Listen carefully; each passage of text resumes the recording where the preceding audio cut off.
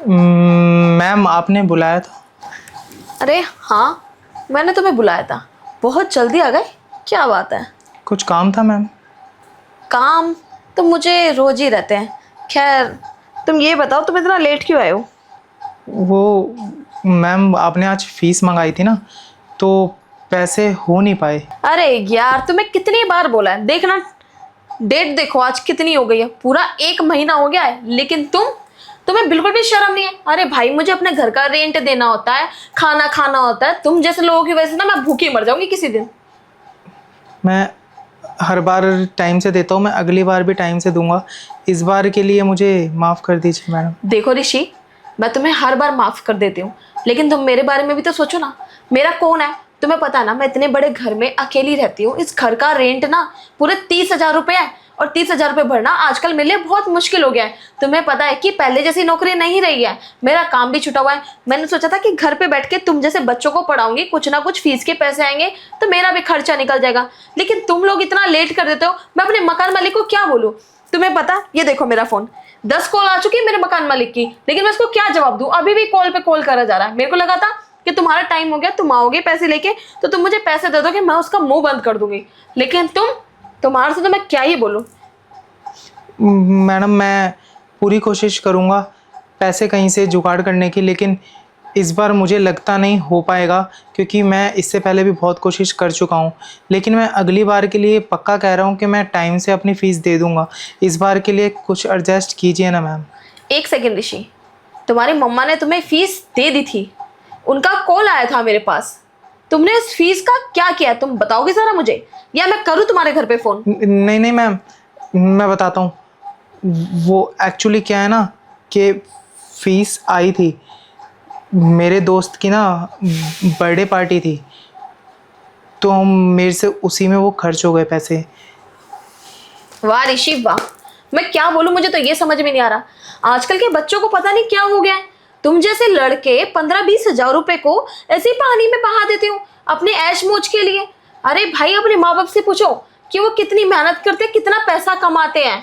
देखो ऋषि, मुझे ना कुछ नहीं पता, मुझे कहीं से भी ला के दो, मुझे फीस चाहिए तो चाहिए। तुम्हारे पास आज ही मौका है, वरना मैं तुम्हारी मॉम को कॉल करके सारी बात बता दूंगी। नहीं नहीं मैम, माफ़ कर दीजिए। मैं अभी तो बहुत ज़्यादा कोशिश कर चुका हूँ पैसों की, बट पैसों का जुगाड़ हो नहीं पाया। मैं अगली बार पक्का दे दूँगा। अगर पैसों के अलावा कुछ और मैं आपकी हेल्प कर सकता हूँ तो बता दीजिए। कुछ और? जी ठीक है, तुम कहते हो तो फिर मैं कुछ और करने के लिए दे देती हूँ। तुम्हारे 15,000 रुपये मैं माफ़ भी कर दूंगी। एक बात बताओ, तुम्हें मैं कैसी लगती हूँ? मैम आप सच बताऊँ तो मुझे बहुत ज़्यादा ब्यूटीफुल लगते हो।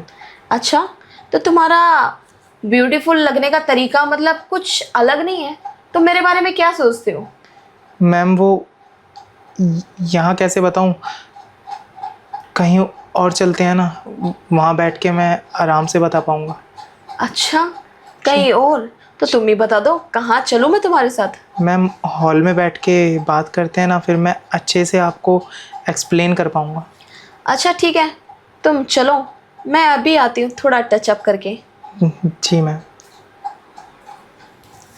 आजकल के बच्चे भी कितने बदतमीज़ हैं।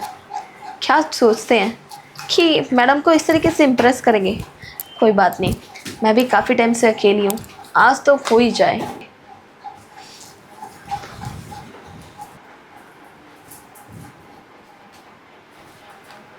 हाँ तो जनाब, बताइए क्या करना चाहते हैं आप?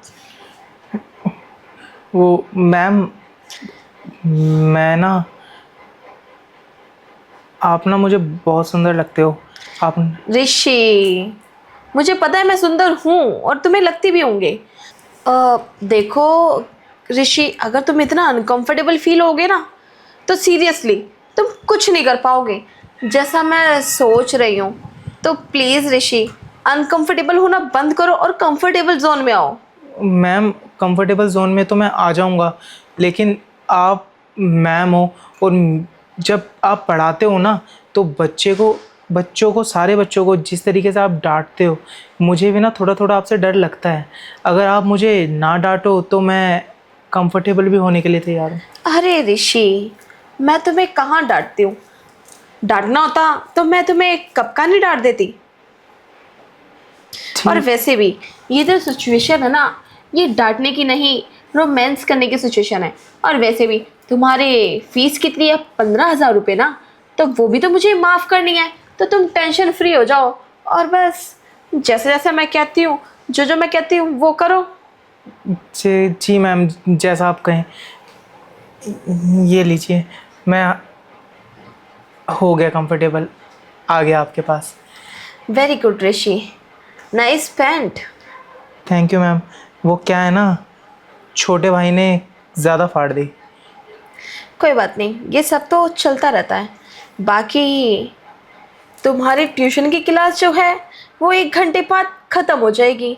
और मैं ये चाहती हूँ कि तुम अपने घर पे फ़ोन करके बोल दो कि मेरी जो टीचर है वो एक्स्ट्रा क्लास लेने की बात कर रही है और मैं रात को 9 बजे घर पर आऊँगा। करोगे ना मेरे लिए ऐसा? वो तो मैं कर दूंगा मैम। वो क्या है ना, मेरा जो भाई है ना आरव, 1 नंबर का कुत्ता है, उसका कोई भरोसा नहीं है। मैं तो कह रहा हूँ मैम, मैं लेट ही जाऊँगा और मैं जाके बोल दूँगा कि आज एक्स्ट्रा क्लास थी। नहीं तो वो हरामी सुअर है ना, वो घर पे जाके कुछ ना कुछ भड़का देगा और मुझे पिटवा देगा। तुम आरव की टेंशन मत लो, आरव को मैं समझा दूँगी। बस तुम मेरे बारे में सोचो। मैम प्लीज़ आप आरव से बात मत करना, वो कुत्ता भी है और ठरकी भी है। आप पर ना गंदी नज़र है उसकी, भाड़ में जाने दो उसको। अब मैं हूँ ना आपके साथ। ठीक है, तो फिर शुरू करें? मैम शुरू तो कर लेंगे, थोड़ा मैं और कंफर्टेबल हो जाऊँ, थोड़ा मेरा जो मन का डर है और ख़त्म हो जाए। ठीक है, तो कंफर्टेबल होने के लिए तुम्हें क्या करना पड़ेगा ये बताओ। कंफर्टेबल होने के लिए मैम आपको मैं पहले अच्छे से देख लूँ।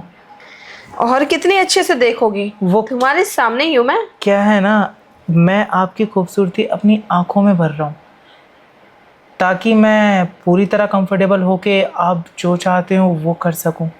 अच्छा, ये सारी बातें छोड़ो, एक बात बताओ, तुम्हारी एज कितनी है? मैम एज से आपको क्या लेना, आप जो चाहती हैं वो मैं करने के लिए तैयार तो हूँ। अच्छा, तुम कर पाओगे जो मैं चाहती हूँ? वो क्या है ना मैम, किसी को बताना मत। जो मेरा भाई है ना आरव, उसकी एक गर्लफ्रेंड है, मैंने उसके पीछे से उसके साथ किया था। वो बोलने लगी इस तुम्हारे मुकाबले में तो आरव नल्ला है 1 नंबर का, तब से वो मेरे साथ ही करती है। आप प्लीज़ उसे बताना मत, आप कहेंगी तो मैं उसके साथ करना बंद कर दूंगा, क्योंकि अब आप मिल गई हो ना मुझे।